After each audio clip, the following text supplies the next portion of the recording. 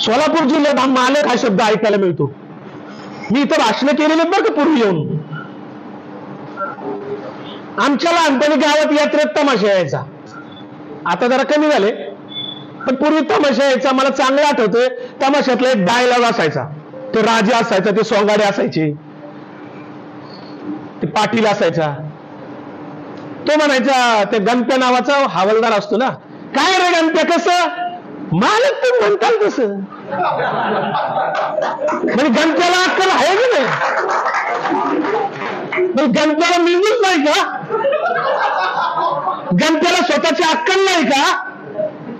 आमचे थोर विचारवंत आहे साळुंखे सर म्हणतात, आपल्या शरीरावर आपलंच डोकं, आपल्याच धडावर आपलाच मेंदू. हा मेंदू नावाचा जो काय आपल्याकडे अवयव आहे ना, तो विंचू, साप, प्राणी, हत्ती, चिमणी यांना नाही दिलेला बरं का. मच्छर बिच्छर यांना नाही. दुसरा 2 मेंदू फक्त माणसालाच आहेत.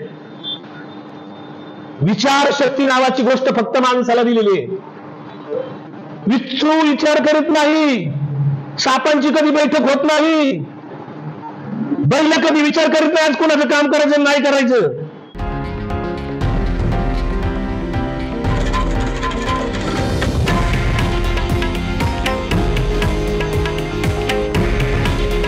हे आहे देशातील नंबर 1 न्यूज नेटवर्क आणि आपण पाहत आहात TV9 मराठी. काळजी तुमची, हित महाराष्ट्राचं.